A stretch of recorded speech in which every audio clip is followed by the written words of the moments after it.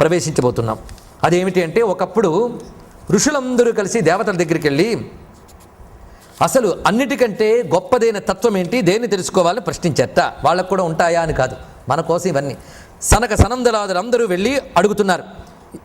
ఏమనంటే, భగవాన్ మా అందరికీ విద్యలు తెలుసు, మేమందరం చర్చలు చేసేసాం, అందరూ చర్చ చేసేట. ఎందుకంటే వీళ్ళందరూ సామాన్యులు గారు, మనకంటే ఇప్పుడు కొత్తగా వచ్చాం. వాళ్ళు వేదాంతాలు అన్నీ పఠించిన వాళ్ళు, ఇన్ని పఠించాం. కానీ ఏది సర్వోత్కృష్టమైనది అనేది తెలుసుకోవాలని మేము తపన పడుతున్నాం. జ్ఞానుల వ్యవహారాలు ఎలా ఉంటాయి అనే విషయము, జ్ఞానం అంటే ఏమిటి, ఇవి తెలుసుకోవాలని మేము తపన పడుతున్నాం. పైగా ఎవరిని అడిగినా మా ఆగమ్మే గొప్పది అంటున్నారు, కనుక మీరేమంటారని. బ్రహ్మ నవ్వి, నేనేది చెప్పినా నేను అనుకున్నదే గొప్ప అని చెప్పినట్టు ఉంటుంది కదా, కనుక నేను చెప్పకూడదు అన్నట్టు. మరేం చేద్దాం, ఆ విష్ణువుని శివుడిని పిలిచట. శివుడు సర్వజగత్తుకి గురువు కనుక ఆయన అడుగుదాం అన్నట్ట. అందరూ కలిసి శివాది గురువే నమః నువ్వేమంటాయా అన్నట్ట. ఆయన నవ్వి, మీరు అడుగుతున్న దేన్ని, జ్ఞానం గురించి, అంటే విద్య గురించి. ఒక పని చేద్దాం, ఆ విద్యనే మనం అందరం కలిసి ప్రార్థిద్దాం అన్నాడు. ఎంత తెలివైన వాడు చూడండి ఇక్కడ. ఆ విద్యని ప్రార్థించేటండి. అంటే విద్య అంటే మోక్షం, విద్య అంటే ఏది అన్నిటికంటే ఉత్కృష్టమో అదే జ్ఞానం. ఆ విద్యని ప్రార్థించేట. కనుకన ఆ విద్యాస్వరూపిణి అయిన పరమేశ్వరిని మనం ధ్యానిద్దాం అన్నారు. ఇప్పుడు వీళ్ళందరూ కలిసి ఆ విద్యాస్వరూపిణి అయిన పరమేశ్వరిని ధ్యానం చేశారు. చెయ్యగానే ఆ గగన మండలంలో, ఆ బ్రహ్మలోకంలో ఉన్న గగనంలో ఒక ధ్వని వినబడిందిట. శబ్దస్వరూపిణి అయిన త్రిపుర సుందరి అక్కడ సాక్షాత్కరించింది. శబ్దస్వరూపిణి అయిన త్రిపుర సుందరి, ఆ తల్లి అక్కడ సాక్షాత్కరించింది. ఏ శబ్దమైనా ఆ పరా అయిన తల్లి వల్లే పలకాలి కదా. ఆవిడక్కడ సాక్షాత్కరించి వారందరికి అందిట, మీకు ఏం కావాలి అందిట. ఆ ధ్వని వినగానే అమృతప్రాయమైనటువంటి ఆ ధ్వనికి వీళ్ళందరూ పులకించి, అమ్మా నమస్కారం అని ఇక్కడ వీరందరూ త్రిపుర సుందరికి స్తోత్రం చేశారు. అద్భుతమైన స్తోత్రం ఇది. నమస్తుభ్యం మహేశాని శ్రీ విద్యే త్రిపురేశ్వరి, శ్రీ విద్యాస్వరూపిణి అయిన త్రిపుర సుందరి. అశేషోత్పాదయిత్రి త్వం స్థాపయిత్రి నిజాత్మని, సమస్తమును సృష్టించిన దానివి నువ్వు, నియందే వాటిని నిలుపుని దానివి నువ్వు, చివరికి విలాపయిత్రి సర్వస్య, నియందే లీనం చేసుకున్న దానివి నువ్వు, పరమేశ్వరితే నమః అంటూ ఆ తల్లిని అద్భుతమైన స్తోత్రం అండి ఇది. నవాత్మిక సదాత్వం వయ్యతో నాస్తి జరాతవా, నువ్వు నవాత్మిక, ఎప్పుడూ నవనము, నిత్య నూతనవు, నీకు జరలేదు, కృషించుటలేదు. అంటే నవాత్మిక అమ్మ అంటే నవావరణాత్మిక. ఇన్ని విషయములతో అమ్మవారిని కీర్తన చేసి ఆమె తత్వాన్ని చెప్పి, అమ్మ బ్రూహి ఎత్తే పరం రూపమైశ్వర్యం జ్ఞానమేవచ. వీళ్ళు అడుగుతున్న క్వశ్చన్స్ చూడండి. అమ్మ నీ రూపముల్లో పరమైన రూపం ఏది? ఇక్కడ నీ రూపము అంటే పరమేశ్వరి. పరమేశ్వరుని యొక్క ఉత్కృష్టమైన పరరూపం ఏమిటి, అపర రూపం ఏమిటి, జ్ఞానం అంటే ఏమిటి, సాధన అంటే ఏమిటి, సిద్ధి అంటే ఏమిటి? ఇవి ప్రశ్నలు. చాలు కదండి, ఇంతకు మించి ఇంకేమున్నాయి? అన్నీ మనకు కావాల్సినవన్నీ 4 క్వశ్చన్స్లో పెట్టారు. అప్పుడు ఆవిడ మందహాసం చేసి, ముందు నా పరా గురించి చెప్తున్నాను విను. నా పరారూపం, అమ్మవారి యొక్క పరారూపం, త్రిపుర సుందరి యొక్క పరారూపం. పరా ప్రత్యక్షితి రూప. ఆ పరా ఏమిటి అంటే, నాయన నా పరా అయిన శక్తికే చిచ్చక్తి అని మరొక పేరు. దీని యందే ఈ జగత్తంతా పుడుతున్నట్టు, స్థిరమైనట్టు, లయిస్తున్నట్టు కనిపిస్తున్నది. దీనికి ప్రజ్ఞానం అని కూడా అంటారు. అందుకే ప్రజ్ఞాన ఘనరూపిణి మాటను మళ్ళీ ఇక్కడ తలంచుకుంటున్నాం. ఈ శక్తిలో ప్రశ్నలు సమాధానాలు ఏమీ లేవు. ప్రళయకాలంలో కూడా ఈ చిచ్చక్తి ఉంటుంది. ఆ నిర్వికారమే నిర్వికల్పమే ఉంటుంది. ఈ చిచ్చక్తియే పరారూపము. సుభక్తులైన వారు, కపటం లేనివారు ప్రేమతో నా పరారూపాన్ని సేవిస్తారు. ఎవరు సేవిస్తారో చూడండి, సుభక్తులైన వారు. సుభక్తులు అంటే భక్తులు సుభక్తులు ఇద్దరు ఉంటారండి. అసలు సు కానివాడు భక్తుడే కానివాడు, గుర్తుపెట్టుకోండి. మనం కొబ్బరికాయ కొట్టే భక్తుల గురించి చెప్పట్లేదు, కోరికలు తెచ్చుకునే భక్తుల గురించి కాదు. సుభక్తులు వేరే ఉన్నారట. సుభక్తులు అంటే అమ్మకి తన ఆత్మ చైతన్యానికి అభేదమని తెలిసి ఉపాసన చేసేవారిని సుభక్తులు అంటారు. ఇదే అహమిత్యేవ విభావయే భవానీ. ఆ మాటకు అసలు అర్థం అహమితి ఏవ విభావయే భవానీ. నా అహం అనే స్ఫురణకి ఏది మూలమో ఆ పరచితి అయినటువంటి జగదంబ అనే తత్వంతో ఉపాసించిన వాళ్ళని పరా ఉపాసకులు అని అంటారు. వీరు సుభక్తులు, వీరు కపటం లేదయ్యా. వీరాటి వాళ్ళు నిష్కపటం లేని వాళ్ళు. వీళ్ళు అతిశయమైన ప్రేమతో నన్నే ఆరాధిస్తారు. వాళ్ళు ఆ తత్వాన్ని అలా చూస్తూనే శ్రీచక్రంలో కూడా ఆరాధించగలరు వాళ్ళు ఆ తత్వాన్ని. అందుకే నాలో ఉన్న పరిచితినే ఇందులో ఆరాధిస్తున్నానంటారు. వాళ్ళకి కామాది వాసనల్లో. అందుకే అటువంటి ఉపాసన, ఆ స్థాయికి చెందిన పూర్ణోపాసన. పూర్ణ దీక్ష అంటే ఇదండి. పూర్ణోపాసన అంటే శ్రీ లలితా త్రిపుర సుందరి ప్రీత్యర్థం. అంతేగాని మా ఉపాధృతిక్షయార్థంతో అక్కడికి వెళ్ళినా మమ ఇష్టకామ్యార్థ సిద్ధ్యర్థాలు లేవు. అక్కడ ప్రేమతో లలితా ప్రీత్యర్థం, లలితా ప్రసాద సిద్ధ్యర్థం. ఆ ప్రేమ అభిన్నమైన భావన. దీనితో వాళ్ళు అద్వైత దృష్టి కలిగినటువంటి వారు. వారు ప్రేమతో నన్ను పూజించినా సేవించినా ఆ భావన నుంచి ఎప్పుడు విడిపోరు. అటువంటి వారు నాకు ప్రీతిపాత్రులైనటువంటి భక్తులు, పరోపాసకులు అంటారు సుమా అని చెప్తూ, అలా నన్ను సేవించేవాళ్ళు క్రమంగా ఇంద్రియాదులను వీటన్నిటికంటే భిన్నమైనటువంటి నన్ను పొందగలరు. నన్ను అలా భావించి సేవించేవాడు నన్ను అలాగా పొందుతాడు. పైగా ఈ పరారూపమే ప్రాణుల యొక్క ఇంద్రియాలు, అంతఃకరణము, అలాగే సర్వజీవుల యొక్క ప్రాణాలు, ఇంద్రియాలు, అంతఃకరణము వీటన్నిటిని ఆడించేటటువంటి సూత్రము వంటిది అన్నాడు. ఇక్కడ అర్థమవుతుంది కదా, తోలుబొమ్మలన్నీ ఆడుతూ ఉంటే వీటన్నిటికో తాడుతో పెట్టి ఆడిస్తున్నారు. ఆడుతున్న తోలుబొమ్మ కనిపిస్తోంది కానీ ఆడిస్తున్న తాడు కనిపించట్లేదే.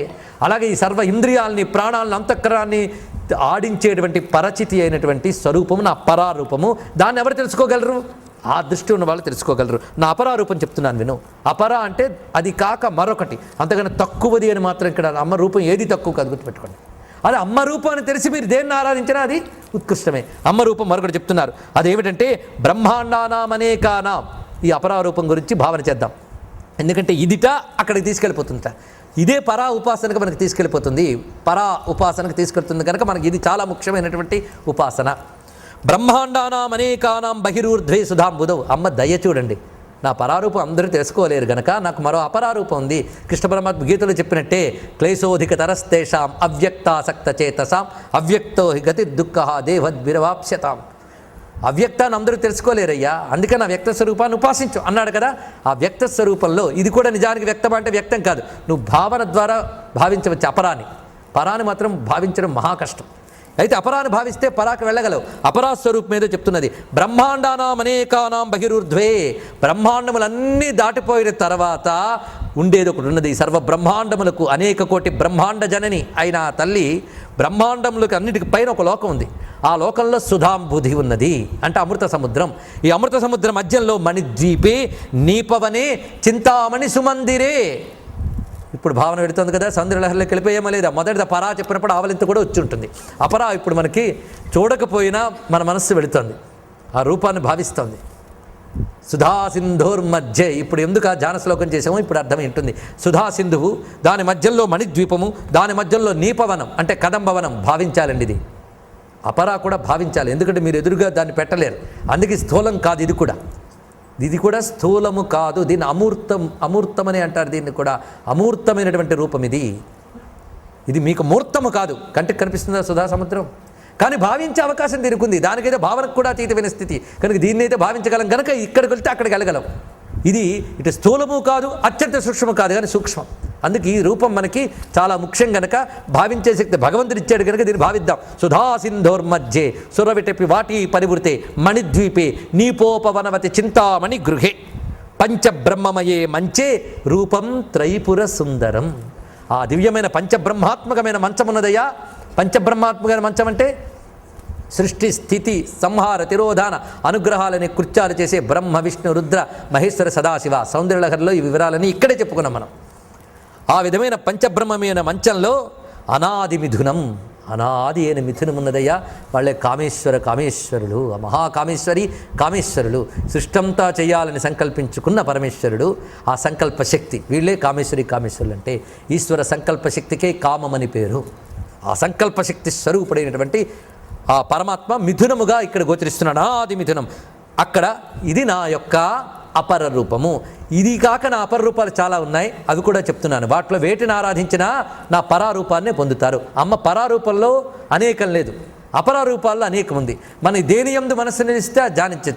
నా అపరారూపం ఏంటంటే సదాశివుడు, బ్రహ్మదేవుడు, విష్ణువు, గణేశుడు, కుమారస్వామి, ఇంద్రాది దేవతలు, వీళ్ళందరూ కూడా నా అపరా స్వరూపాలు.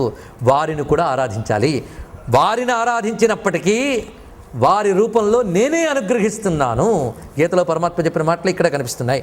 పూజ్యా సర్వాహ మమ తనూహు అపరాహ పరికీర్తితాహ. వాళ్ళందరూ నా శరీరాలే, అంటే పరా అయినటువంటి తల్లి యొక్క శరీరాలే. శివ, విష్ణు ఇత్యాది రూపములన్నీ కూడా ఆ తల్లి ధరించిన రూపం, మణిద్వీపంలో ఉన్న అనాది మిథున రూపం, ఇవి కూడా అదే రూపములు. అందుకు పూజితాహం ఏవా, వాటి ద్వారా పూజింపబడేది నేనే. వాళ్ళకి అలా పూజించినందుకు ఏం ఫలం ఇవ్వాలో నేనే ఇస్తాను.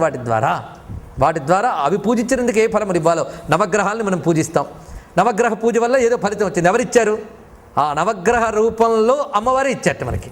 కనుక ఏ దేవతను ఆరాధించినా, ఏ రూపాన్ని ఆరాధించినా తద్రూపముగా మనకు ఫలితాన్ని ఇచ్చేది ఈ పరాశక్తే. అందుకు నన్ను మించి మరొకటి లేదు. నో మత్తోన్యా కాచిదస్తి పూజ్యావా ఫలదాయని, పూజింపడానికి కానీ ఫలమివ్వడానికి కానీ నన్ను మించింది మరొకటి లేదు. కనుక దేన్ని పూజిస్తున్నావన్నా, దేని నుంచి ఫలితం పొందుతున్నా అది నా యొక్క అపరా స్వరూపమని తెలుసుకో. ఇది నా యొక్క పరాపర స్వరూపం. మూడవది నా ఐశ్వర్య స్వరూపం. నా ఐశ్వర్య స్వరూపం ఇదేమిటి? కనబడే అఖండ విశ్వమే నా యొక్క ఐశ్వర్య రూపము. ఇది గీతలో విశ్వరూపం అంతా చూపించాక సుదుర్దర్శమిదం రూపం అని వర్ణిస్తూ ఇది ఐశ్వరం రూపం అని చెప్తాడు అక్కడ. ఇది ఐశ్వర్య రూపము అంటే ఈశ్వర భావం. విశ్వమంతా వ్యాపించినది నా యొక్క స్వరూపము అంటే విరాట్ రూపము అని అర్థం. విశ్వరూపాన్ని ధ్యానిస్తున్నాం. విశ్వంలో ప్రతిదీ అమ్మ యొక్క రూపమే. ఇదంతా కలిపి అమ్మ యొక్క శరీరమే. దీన్ని మనం త్రిభువన వపుషం విష్ణుమీశం నమామి అన్నాం. విష్ణువన్న వైష్ణవన్న మా అమ్మే. అందుక త్రిపుర సుందరి యొక్క స్వరూపం అనంత రూపమైన ఐశ్వర్యం. ఇదే విభూతి రూపము. జగత్తులో కనబడుతున్న విభూతులన్నీ అమ్మ స్వరూపంగా ఆరాధించడానికి ఐశ్వర్యరూపము. పర అపర విభూతి. ఇప్పుడు మనం అమ్మకి ఎంత దగ్గర ఉన్నాం. ఐశ్వర్యరూపములు బాగా సువ్యక్తములు. అపరారూపం ధ్యానాదులకు మాత్రమే లభిస్తున్నది. పరారూపం ధ్యానముల వాటి యొక్క స్థితి. అందుకు తల్లి ఏం చెప్తుందంటే, ఇందులో వీటిని ఆరాధించిన వాడు క్రమంగా నన్ను పొందగలడు. నా ఐశ్వర్య రూపం ఎంతటిది అంటే అది వర్ణించడానికి ఆదిశేషుడు 1000 పడగలు కూడా సరిపోవు. అంత అనంత ఐశ్వర్యం నా దగ్గర ఉంది. అనంతమైన గుణములు, అనంతమైన అఖండమైన మహిమలతో విశ్వమంతా నిండిపోయి ఉన్నాను. కనుక విశ్వాన్ని నడిపే అనంతమైన అఖండమైన మహిమలు కలిగిన విశ్వరూపిణిని నేను. ఇది నా యొక్క ఐశ్వర్య రూపము అని అమ్మ చెప్తున్నది. అందుకు ధ్యానంలో నన్ను చింతన చేస్తూ ఈ జ్ఞానము 2 విధాలుగా ఉంటుంది నాయన. ఇప్పుడు జ్ఞానం అంటే ఏమిటన్నాడు కదా. జ్ఞానం అంటే ముందు ద్వైత జ్ఞానం, ఇంకొకటి అద్వైత జ్ఞానం. ద్వైత జ్ఞానము అంటే ఉపాసనా రూపమైనది ద్వైత జ్ఞానం. ఉపాసన ఎప్పుడు ద్వైతమే. మొదటి స్థాయిలో అది ద్వైతమే. అంటే నేను అమ్మని ఉపాసిస్తున్నాను ఈ భావం ఉంది కదా. నేను అమ్మని ఉపాసిస్తున్నానే ద్వైత భావం. ఈ ద్వైత భావం ప్రపంచంలో పడితే ప్రమాదం. అమ్మలో ద్వైత భావం ఉన్న భేదం లేదుట. ఎందువల్లంటే నువ్వు ఏది సహజంగా అద్వైతమనో దాన్నే ఆరాధిస్తున్నావు ద్వైత భావంతో పట్టుకుని. నువ్వు చల్లగా ఉంటుందనుకుని నిప్పును ముట్టుకున్నా అది వేడిగానే తగులుతుంది ఇక్కడ. కనుకనే ఉపాసన చేసే నువ్వు వేరు అమ్మ వేరుని ఉపాసన చేయడం మొదలు పెడతావు. మొదట ధ్యానించేటప్పుడు ఈ స్థాయి ఉంటుంది. ముందు ద్వైతమే ఉంటుంది సాధనలో. అందుకే శంకర భగవత్పాదుల వారు ద్వైతాన్ని విశిష్టాద్వైతాన్ని అంగీకరించారు. ఎందుకంటే సాధనలో అది చాలా అవసరం. అద్వైతానికి వెళ్ళిపోయిన తర్వాత ఇవన్నీ అందులో లీనమైపోతున్నాయి. ఎందుకంటే మేడ చేరిన వాడు మెట్టును అంగీకరిస్తాడు. మెట్టు మీద ఉన్నవాడు మేడను అంగీకరించకపోవచ్చు. శంకరులు మేడ చేరిన వారు కనుక వీటన్నిటినీ సాధనలుగా చెప్పారు. ఇక్కడ అదే విషయం చెప్పబడుతున్నది. అందుకు ద్వైత రూపమైనది అద్వైత రూపమైనది 2 ఉంటాయనైనా. ద్వైత జ్ఞానంలో నన్ను ధ్యానిస్తారు. నా అంశరూపాన్ని కామేశ్వరాది రూపములు, దుర్గా, సరస్వతి ఇత్యాది రూపములన్నిటి ధ్యానిస్తూ వాటి యొక్క తృప్తిగా అనుభవిస్తూ ఉంటారు వాటి ఫలితాన్ని. ఇలా క్రమంగా దీన్నే అపరబ్రహ్మ ధ్యానం అంటారు.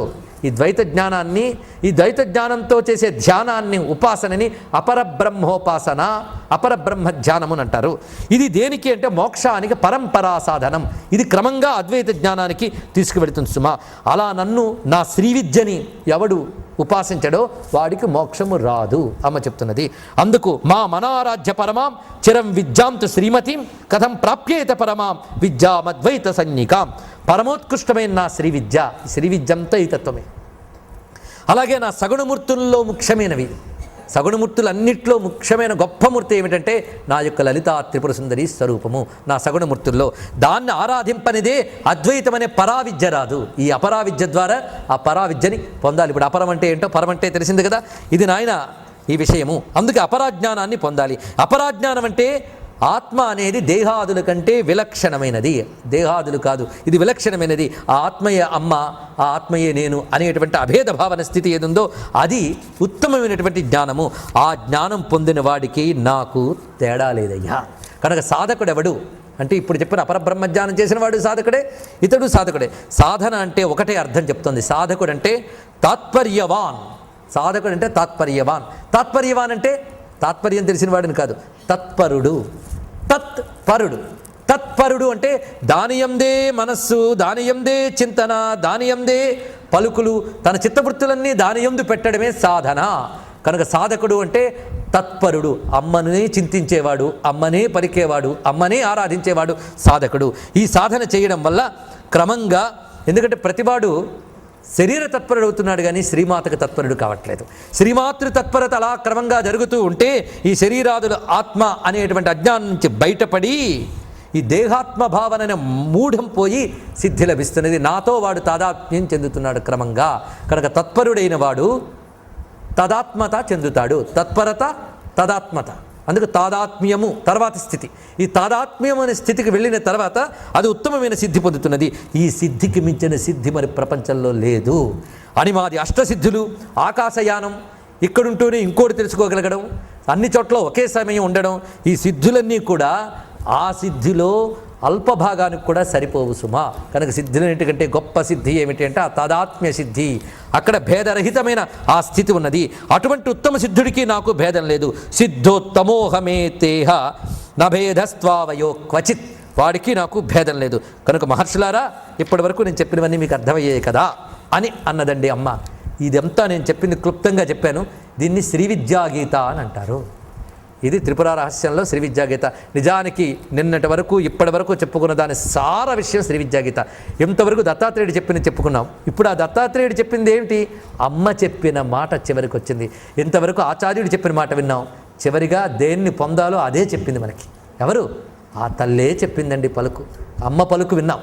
ఇది విద్యాగీత, భగవతీ గీత అని చెప్పబడుతున్నది. ఇది నాయన అర్థమైంది కదా పరశురామ అంటే నష్టో మోహ. స్వామి నీ వంటి వాడు ఉపదేశించడం వల్ల నాకు అర్థమైంది అంటే చివరికి చెప్తున్నాడు, భార్గవ దీన్ని మించినటువంటి జ్ఞానం మరొకటి లేదు. ఈ త్రిపుర రహస్యాన్ని మించిన గ్రంథం, దీన్ని మించిన జ్ఞానం మరొకటి లేదు. ఎందుకంటే అంతా ఇందులోనే ఉన్నది. ఇందులోనే ఉంది. కనుక మీరు ఇంతవరకు ఎన్నో విన్నారు కదా, ఇప్పుడు విన్నారు కదా, ఎన్ని సమన్వయాలు, ఎంత అద్భుతమైన విజ్ఞానం ఇందులో చెప్పారు చూడండి. ఏ మార్గాల్లో ఉన్న వాళ్ళని నిరుత్సాహపరచలేదు. ఆ మార్గాన్ని బాగా పండించు, ఈ మార్గానికి వస్తామని చెప్పారు.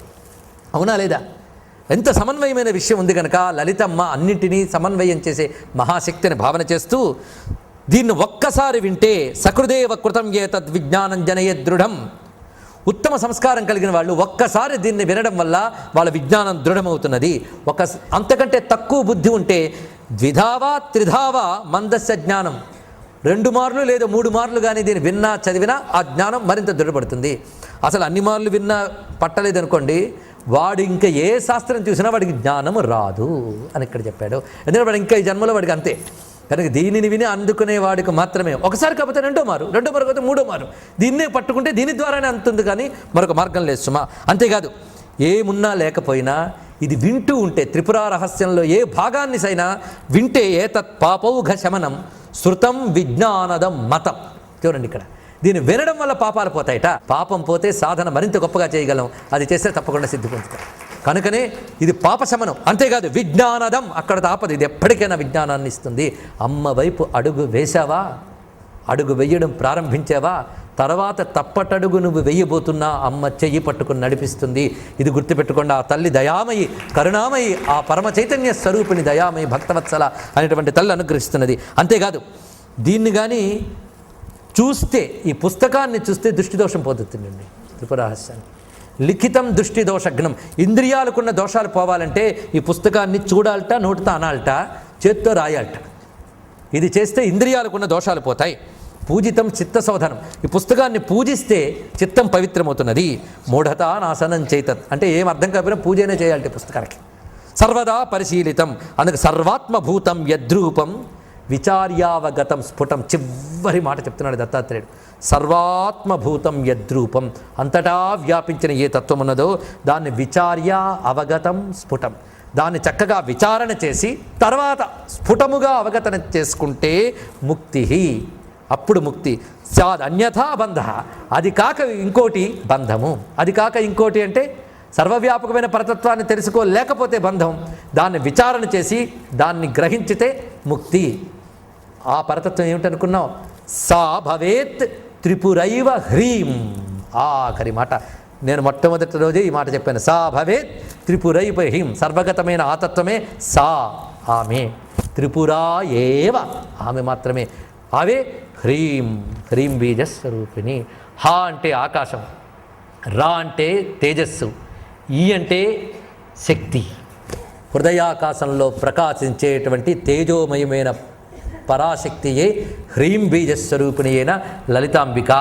ఆ మహాత్రిపుర సుందరికి నమస్కరిస్తూ సర్వం శ్రీమాతృ చరణారవిందార్పణమస్తు.